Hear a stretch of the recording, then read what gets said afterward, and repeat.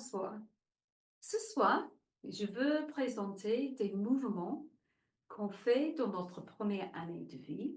Et ça, c'est important à comprendre parce que ça nous aide à connecter mieux avec notre corps et les mouvements dans notre corps. Mais les mouvements de notre corps sont intégrés avec notre cerveau. Et donc, en refaisant ces mouvements, ça nous aide à toucher des différents aspects de notre cerveau.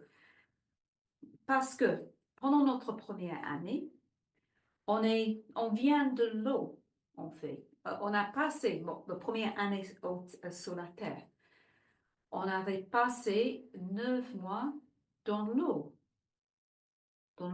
la fluide de l'utérus de notre maman. Et on va voir comment ça fait un peu un miroir de le développement de notre être humain lié avec le développement de notre monde. Et que si on refait ces mouvements, on peut aussi se connecter mieux avec les autres animaux et avec notre environnement. Donc, je vais présenter d'abord les différents mouvements qu'on fait pendant notre première année. Bien sûr, c'est pas qu'on fait un mouvement et après un autre et après un autre. On fait un peu l'essence des mouvements qui suivent, c'est contenu dans les mouvements précédents. Donc, c'est pas forcément linéaire, c'est un peu comme des vagues. Les mouvements sont à des différentes phases de développement. Mais si vous avez des enfants ou si vous avez eu des enfants, on peut regarder ça assez nettement, assez clairement avec les enfants. Et l'intérêt pour travailler en tant qu'adulte, c'est des fois, on a sauté des intégrations des mouvements parce que chaque mouvement aussi est soutenu par des différents réflexes, des réflexes archaïques. Et si on reprend les mouvements et dans l'ordre qu'on intègre les mouvements en tant que l'enfant dans notre première année, ça nous aide à intégrer des réflexes qu'on n'a pas intégrés. Aussi, si on est praticien de shiatsu et on travaille avec les vaisseaux merveilleux, ce sont les vaisseaux merveilleux qui soutiennent, qui sont en train d'être développés à travers les mouvements. Et on va voir que l'importance ou l'ordre de ces mouvements est important à respecter. Et donc, des fois, quand on travaille les vaisseaux merveilleux, on travaille peut-être en latéral ou on travaille un côté et pas l'autre côté, mais on fait pour un bébé et même pour un adulte. C'est assez intéressant de travailler les vaisseaux et même les 12 méridiens dans l'ordre de l'intégration des mouvements dans notre corps. Donc, avant de faire ces mouvements, je vais juste donner une petite explication des différents mouvements. Donc, le premier mouvement, c'est le mouvement d'un serpent. Et ça se développe, et un serpent de l'eau. Ça se développe déjà quand on est dans l'utérus de notre maman et déjà à 2 semaines après notre conception, donc très tôt dans notre vie, notre corps est une ligne comme un serpent qui a un devant et un derrière, un haut et un bas, mais c'est une ligne très fluide et il y a beaucoup d'échanges entre l'avant et l'arrière. Et on est plutôt plat à ce moment. Et on va faire beaucoup de mouvements d'un serpent. Et ça, c'est un peu la base de tous les mouvements, le serpent. Mais plutôt vers 8 semaines dans l'utérus, on développe le cordon ombilical et ça nous attache à notre placenta qui fait partie de nous, de l'ovule fécondé, et qui nous attache, qui nous ancre quelque part au corps de notre maman. Et on est nourri à travers le nombril avec le sang qui est une fluide, la fluidité. Mais ce qui est intéressant, que nos mains sont assez proches du centre, nos pieds aussi. Et on peut dire comme on est dans comme une étoile de mer, parce qu'on est dans l'eau et on a des mouvements très fluides, mais tout passe du centre. on a le sang qui vient, qui nous nourrit et qui alimente les bras et qui alimente les jambes et les pieds. Mais pour compléter l'étoile, on a aussi le cerveau. Un cerveau d'un bébé à cette étape est très grand en relation du corps, c'est très proche du cœur aussi. Mais on a aussi le cœur, le sacrum, mais c'est pas encore développé, mais le bas du corps qui va devenir notre bassin, mais qui est comme un cœur. Et donc, on a 6 membres un peu des 2 bras, 2 jambes, la tête et la queue. Et donc, on a un mouvement, on ouvre et on se remet. Tous part du centre et tous revient au centre. Et on est comme ça pour le reste de notre temps dans l'utérus, sauf qu'on n'est plus en ligne droite, parce qu'on est plutôt dans la position fétale. Et on fait des mouvements du centre. Donc, on va aussi faire des mouvements pour ça, l'étoile de mer. Et ça, ce sont les bases de tous les mouvements. À la naissance, avec tous les mouvements, bien sûr, notre corps est beaucoup plus développé à la naissance. L'axe, le serpent, l'épine, mais c'est aussi, ça c'est l'aspect yang, vaisseau gouverneur, l'épine, mais aussi le devant, le système digestif. Et ça, avec les mouvements de l'accouchement, devient renforcé. Si on est né par la tête, c'est la tête et la nuque qui change d'abord. Si on est né par le bassin, c'est d'abord le bassin. Et ça nous aide à renforcer tous ces mouvements. Aussi, il y a un mouvement avec les épaules qui suit la tête et un mouvement avec le bassin et un mouvement jusqu'au pied. Donc, il y a une réorientation, on peut dire, des mouvements. Et après, on est sur le sol, on est au terre, à la terre. On sent la terre et c'est des différentes sensations dans notre corps. La solidité de la terre, bon, c'est pas si différent que l'utérus est solide quand même. On a des limites dans l'utérus, mais il y a une solidité quand même de la terre. Mais c'est juste sur un plan. C'est pas tout autour de nous. Donc, tout au début, on se sent peut-être un peu même désorienté dans l'espace. Et c'est pour ça que c'est bien que la maman prend son bébé. Mais au fur et à mesure, on va développer ces 2 mouvements de base, excusez-moi. D'abord le serpent, parce que c'est important qu'on continue à développer la tonicité dans notre axe vertical pour renforcer la colonne vertébrale pour éventuellement, à la fin de notre première année, de se mettre debout. Mais aussi, on doit renforcer notre système digestif. Ça, c'est la conception, parce qu'on prenait notre nutrition de notre nombril dans l'utérus, mais ça change au moment de l'accouchement. Et on commence à avoir la stimulation autour de la bouche. Bon, on commence. Déjà, tout est préparé, comme j'ai dit tout au début, c'est pas juste linéaire. Déjà dans l'utérus, on suçait nos doigts, on avalait la fluide amniotique, donc déjà c'est préparé. C'est pas tout d'un coup on prend tout ça à travers la bouche. On est déjà un peu préparé. Mais c'est la première fois qu'on prend vraiment notre nutrition, le sang de notre maman, si on est allaité à travers le lait, c'est une transformation du sang. Mais aussi, on a l'élimination parce qu'à travers le placenta, on recevait la nutrition, mais aussi on éliminait ce dont on n'avait plus besoin. Et maintenant, on n'a plus de placenta. Donc, des fois, on a un peu de traumatisme même, ou de tension, ou des changements au niveau du nombril. Parce qu'il y a aussi des changements au niveau de l'anus et la vessie pour éliminer on va éliminer à travers notre périnée, en fait. Et donc ça, c'est différent. Donc ça aussi renforce le serpent, l'axe vertical central. Donc il a beaucoup de mouvements. Mais après, on apprend des nouveaux mouvements, mais la base reste toujours le nombril.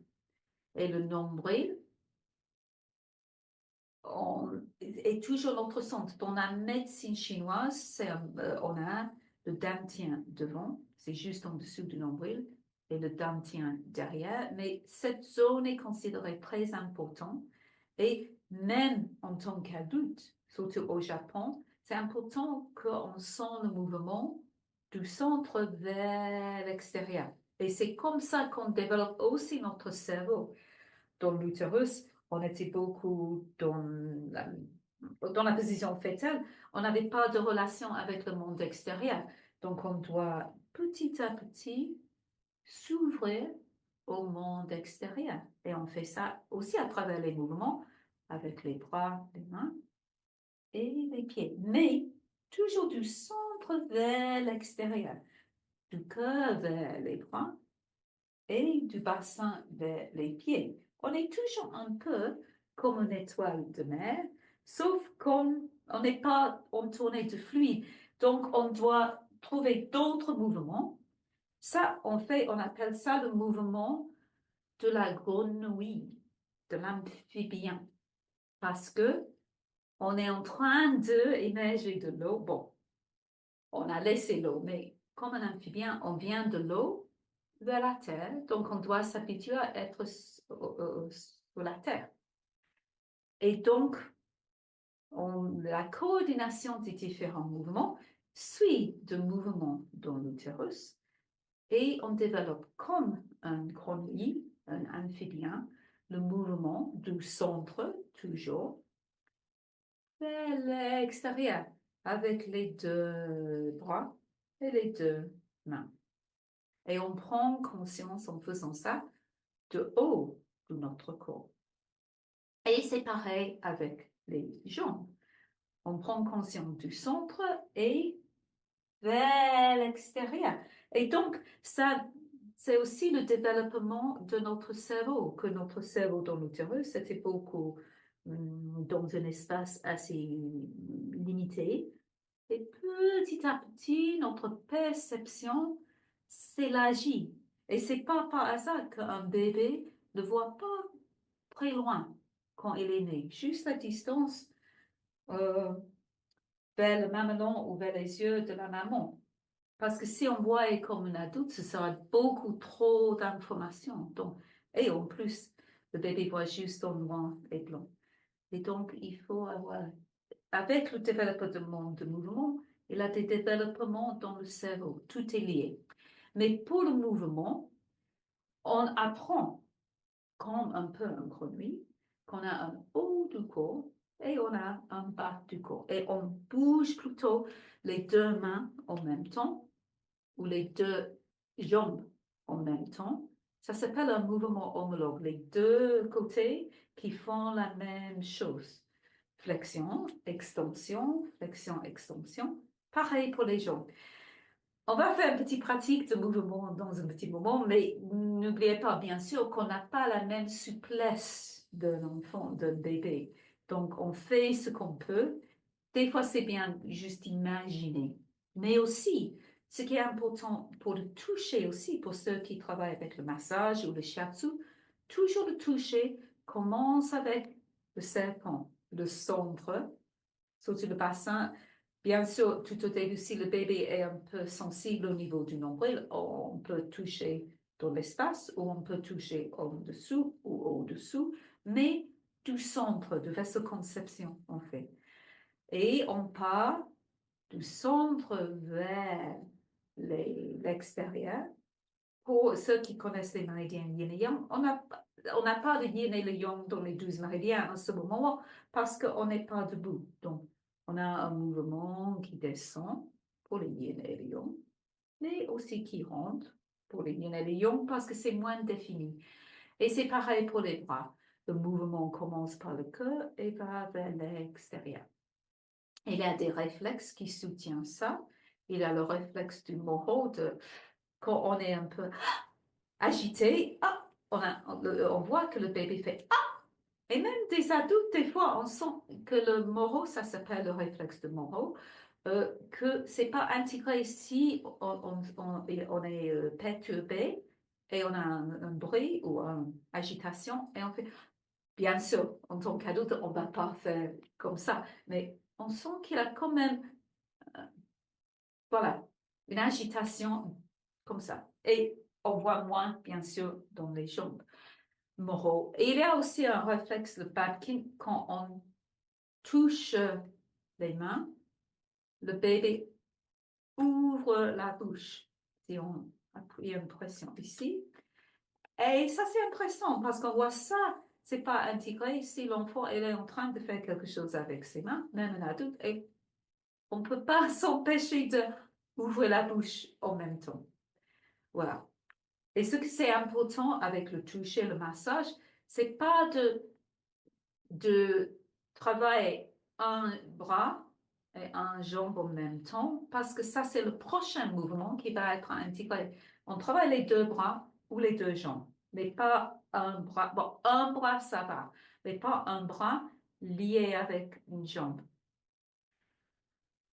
On va voir ça avec les mouvements. Il y a d'autres réflexes, et ça, c'est vraiment l'étape de grenouille, d'amphibien. Et la prochaine étape, on commence à développer une conscience dans le cerveau de ma droite et de ma gauche. Que j'ai un côté et un autre côté. Et les réflexes qui accompagnent ça, c'est plutôt que quand je plie ou je flexe mon bras, du même côté, je fais le même mouvement avec la jambe. Et l'extension aussi. Donc, comme ça, je comprends, un côté, et après, l'autre côté. Bien sûr, un bébé, c'est pas si clair que ça. Il y a des moments où le bébé fait brrr, ça semble faire n'importe quoi. Mais c'est l'ordre de l'intégration des réflexes, c'est l'ordre de l'intégration de la connaissance. Je prends conscience que c'est plus un réflexe. Je fais le mouvement avec conscience. Ça, c'est ce qui est important.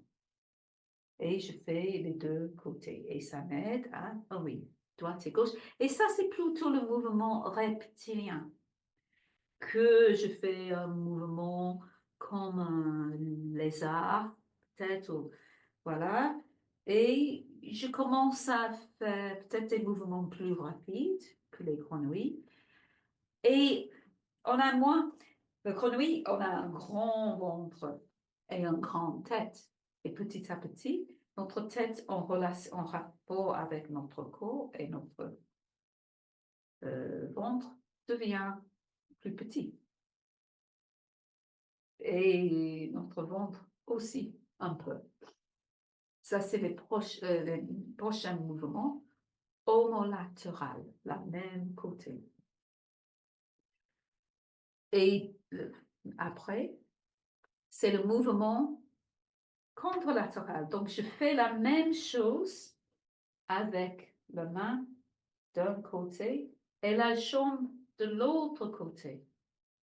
Donc, je commence à savoir, c'est un mouvement, bien sûr, faites le mouvement avec moi, plus complexe. Et avec l'autre côté, je fais, attends, voilà, tu vois, extension. Bien sûr, le bébé ne va pas rester dans les positions, il ne va pas faire forcément si clairement que ça, mais on voit qu'il y a une intégration à un certain moment quand on sent qu'il y a une conscience quand on fait ce mouvement. En fait, c'est quand le bébé commence à pouvoir faire des mouvements plus avec coordination. C'est un mouvement plutôt mammélien. Et ça aide aussi le cerveau à intégrer entre la droite et la gauche. On dit que ça, c'est plutôt un mouvement plutôt mammélien. Donc, on peut imaginer un chien qui fait... Un chien peut aller beaucoup plus rapidement qu'un lézard, mais aussi, ce qui est différent aussi, que le ventre est tourné vers le sol. Le yin du corps est en connexion avec la terre. Le yang du corps, le dos, est en connexion avec le ciel. Voilà. Et donc, quoi d'autre? Après, et oui, on sait quand les mouvements sont intégrés, quand on n'a plus cette réflexe, mais pour le premier mouvement, c'est quand on pose consciemment les deux mains ensemble. Ça, c'est le mouvement de Goni. Deuxième, c'est quand on consciemment, on prend, donc on voit qu'il y a quelque chose qui passe au niveau du cerveau. Je prends la main côté. Et quand je croise, c'est avec conscience. Mais quand je commence à croiser, il y a aussi des mouvements que le bébé fait, comme ramper à quatre pattes. Quand un bébé réussit à ramper à quatre pattes, on sait que le dernier réflexe a été intégré. Et s'il n'arrive pas à ramper à quatre pattes, on sait, ah, il reste dans le mouvement homologue s'il utilise les deux bras et les deux jambes en même temps. Il n'a pas pu développer et intégrer le mouvement contralatéral, le mouvement avec le bras et la jambe opposée qui font la même chose. Et voilà, on espère qu'on a intégré tout ça et après, on commence à aller en rampe avec le mouvement contralatéral qu'on pratique beaucoup dans le shiatsu parce que c'est bien pour sentir la connexion toujours avec le centre et toujours avec la colonne vertébrale parce qu'on n'oublie pas les mouvements précédents. Mais on commence à ramper et on commence à se mettre debout. Mais les premiers mouvements qu'on fait qu'on est debout, c'est plutôt comme les primates. On est un peu comme ça, on est moins coordonné et on doit apprendre un peu tous les mouvements à debout. Et bien sûr, on a une autre orientation. Petit à petit, on se met plutôt debout et la tête vers le ciel, les pieds au sol, le devant, on a l'espace devant et derrière. Donc, on est intéressant, c'est assez intéressant, je trouve. On retrouve notre ligne verticale. Donc, tous les mouvements restent avec nous pour tout le reste de notre vie. Et si on veut aider quelqu'un à recentrer, souvent, on pense d'abord recentrer à travers le serpent. Aussi pour calmer, on travaille les deux bras en même temps, les deux pieds en même temps, en partant du centre, ça c'est assez important. Et après, on peut faire les étirements d'un côté et de l'autre côté, et finalement, les mouvements plus complexes. Voilà, ça c'est la petite présentation. Et maintenant, on va faire les mouvements. Donc, je vous laisse prendre un moment de peut-être intégrer ça. J'ai déjà expliqué un peu, donc je vais juste plutôt inviter à prendre la position fétale. Bon, excusez-moi. Avant ça, il faut mettre dans une ligne verticale. Le disque bilaminaire à 2 semaines après la conception. On n'a pas encore des mains et des bras et des jambes. On est juste une ligne et de cette ligne, toutes nos structures vont développer et aussi tous nos mouvements. Et voilà, on sent cette ligne. Et c'est assez intéressant de faire dans les deux sens. Donc maintenant, je suis sur mon dos, mais on peut se mettre sur le ventre. On fait, quand on est dans l'utérus, le devant est plutôt vers notre maman, plutôt vers notre terre, le yin, et le derrière, c'est plutôt dans l'espace. Donc, c'est bien de sentir ça. Et de sentir un peu la fluidité. Imagine un serpent de l'eau. Et on fait des petits mouvements. Un serpent. On peut s'imaginer en tant que serpent. Parce que des fois, c'est difficile à vraiment être le serpent. Donc, on s'imagine qu'on est le serpent dans l'eau, dans la fluide. On sent cette fluidité dans notre corps. On peut imaginer qu'on est en train de nager et on est dans l'eau. Voilà. Mais petit à petit, on commence à sentir un mouvement autour du nombril. C'est comme si on sentait que on allait, il y a quelque chose qui s'éveille au centre de notre corps. Toujours on est dans l'eau et on sent des mouvements, on cherche de sentir. Et donc, pour ça, c'est peut-être mieux d'être sur notre dos. Comme ça, on peut sentir un mouvement de fluidité dans nos jambes et dans nos bras. Mais toujours un mouvement qui va vers le centre et qui part du centre. Et imagine, parce que peut-être c'est pas forcément facile de vraiment avoir la queue et la tête en fluidité, mais imagine une fluidité dans le corps. Et la tête n'est pas plus importante que les bras ou les jambes ou le bassin. Tout part du centre du nombril et on sent cette fluidité, cette eau autour du corps et dans le corps. Ah! Et petit à petit, on sait qu'on va sauter. Et le serpent va être beaucoup plus solide.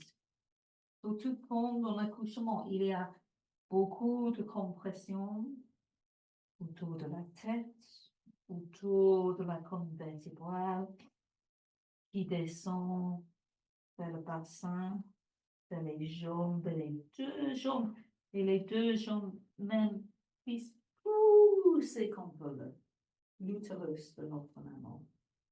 Et donc, on peut aller essayer, souvent les mouvements plus simples, c'est d'aller en arrière avec les deux bras.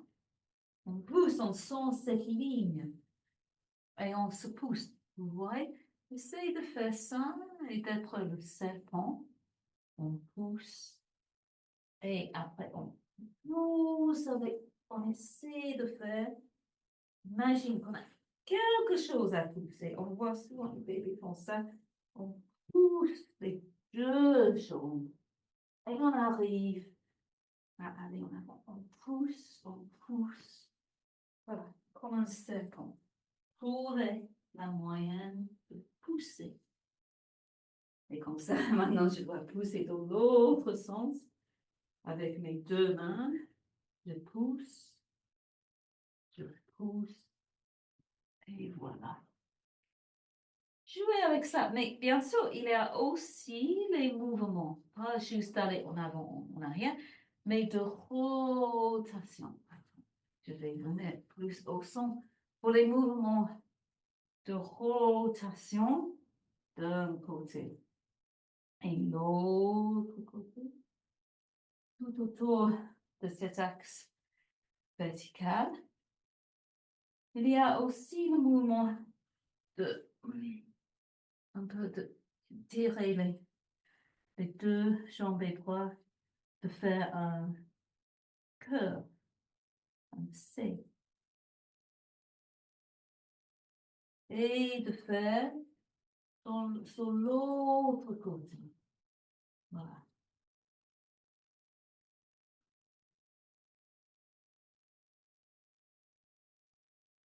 Et donc, imaginez que vous êtes un serpent. Vous êtes sur la terre. Vous regardez la végétation, les autres animaux autour de vous.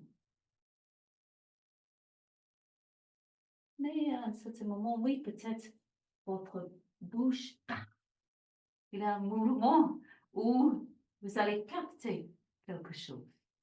Voilà. Un insecte ou un animal. Il y a l'action. Il y a aussi un mouvement.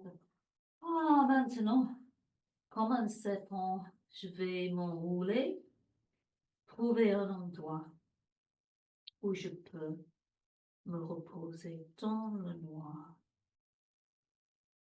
dans l'île. Et maintenant, je deviens la grenouille. Et la grenouille, maintenant, j'ai mes deux mains qui peuvent m'aider et mes deux pieds.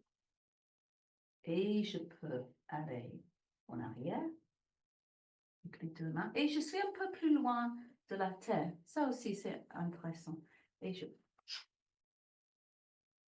peux avancer aussi, comme ça. Imagine un grenouille. Ou peut-être, je suis juste comme ça. Je reste, je me repose. Je peux être dans l'eau ou je peux être au sol. Et mes mouvements, les deux jambes font la même chose, les deux bras font la même chose. Et je regarde autour, essaie de connecter avec la grenouille en vous. Je suis grenouille, j'ai quand même un grand bouche, comme le serpent avec sa grande langue, et un grand ventre, et je peux, voilà, deux jambes et deux pieds, deux jambes et deux pieds, en allant en avant, en allant en arrière. Mais c'est assez exigeant en tant qu'adulte de le faire. Et souvent aussi, on voit les bébés qui font plutôt un mouvement un peu comme ça. Mais ce sont des bébés un peu plus grands, bien sûr. On voit surtout avec les bébés, d'abord juste les mouvements des mains, comme ça. Si on est sur le dos ou sur le ventre, les mouvements.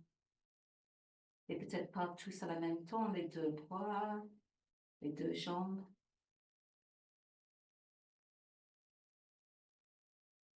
Connecter avec notre nature amphibienne. Même si ça c'est ce que fait le bébé, même si la grenouille ne fait pas exactement comme ça. Le grenouille n'est pas sur son dos. Donc on va revenir à la grenouille pour devenir reptilien, lézard. Et ça, c'est un mouvement d'un côté, l'autre côté. Donc, je stimule un côté et j'ai deux mains.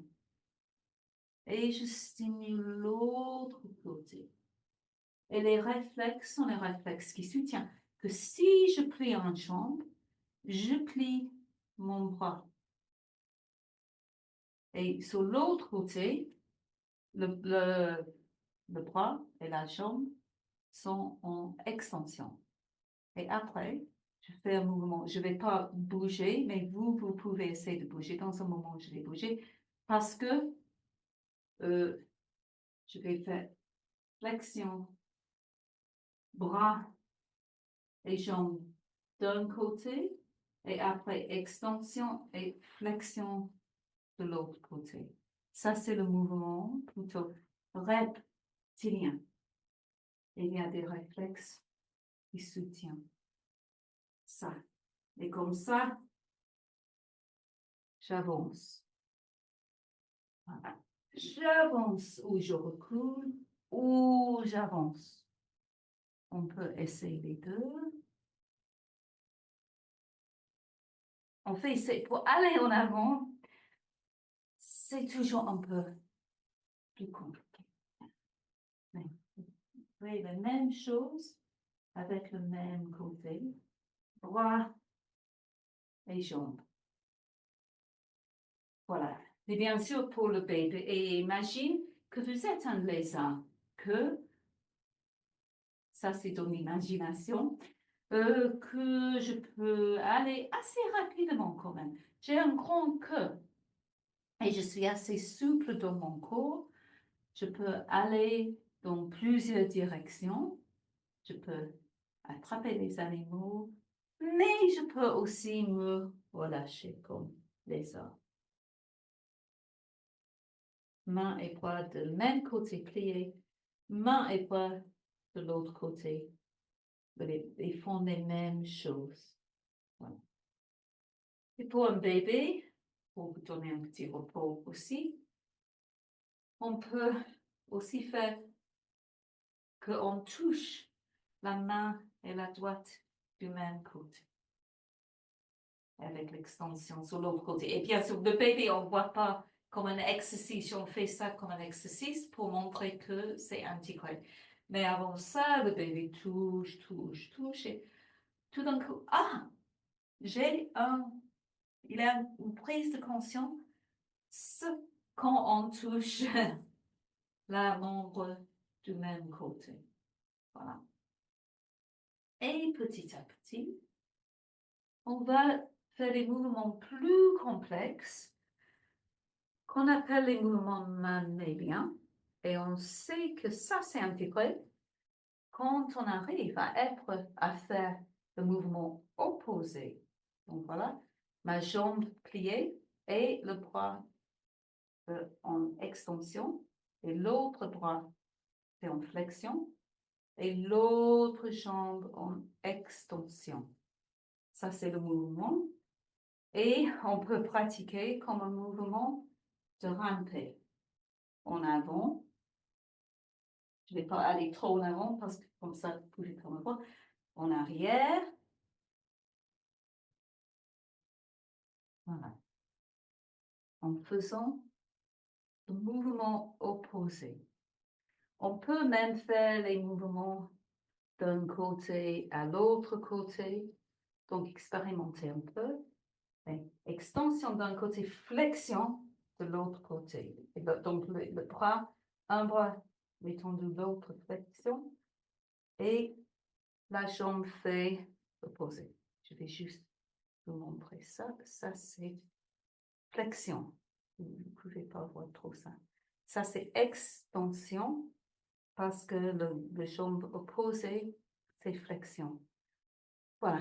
Jouez un peu avec ça, ces mouvements. Imaginons que vous êtes un mammalien. Donc, un chien, un petit chien qui court. On n'a pas la fluidité d'un chien, mais on court, on a le cœur, on bouge le bassin. Et ce sont des mouvements plus complexes. Mais un chien qui est différent que les autres, il peut se coucher sur un côté, sur l'autre côté, mais aussi sur le dos. Et souvent, on voit les chiens sur le dos. Même, on voit le mouvement contralatéral. On peut se reposer en tant que mammale, le chien. Et petit à petit, on va se mettre à quatre pattes de nouveau, parce que qu'est-ce que l'enfant fait après, quand on commence à ramper? On est plus dans la capacité d'aller dans l'espace, mais on commence à ramper. Vous ne pouvez pas voir trop ça, mais je prends ça, je prends quelque chose, imagine que je prends quelque chose, et je peux petit à petit, je commence à me mettre debout. OK. Vous ne me voyez pas trop debout, mais je ne vais pas rester longtemps debout. Mais quand on commence, on est debout, on est plutôt quand même un peu plié, comme un primate. Et on n'a pas la stabilité d'un adulte. On est petit à petit. On commence à grandir et on peut même ouvrir les mains et connecter aussi avec l'espace et les oiseaux. Et donc, je vous invite à laisser intégrer toute cette information sans chercher de faire quelque chose. Donc, vous pouvez peut-être juste poser au sol. Moi, je vais mettre plutôt dans une position de méditation parce que c'est important à juste laisser votre corps intégrer tous ces mouvements. Ça a réveillé quelque chose dans notre cerveau. La mémoire de tous les mouvements qu'on a fait, qu'on a intégrés. Peut-être qu'il y a des mouvements qu'on n'a pas 100% intégrés. Donc, sans trop penser à ça, juste laissez poser votre cerveau, votre mentalité. On va juste sentir le mouvement de votre respiration.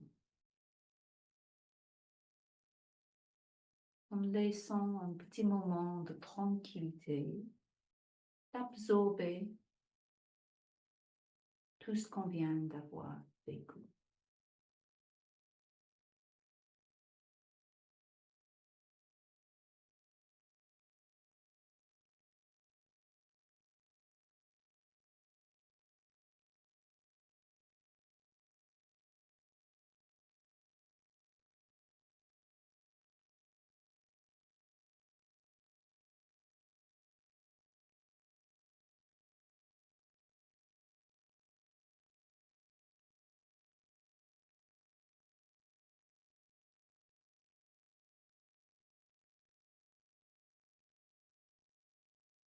Je vous invite à rester le temps qu'il vous faut.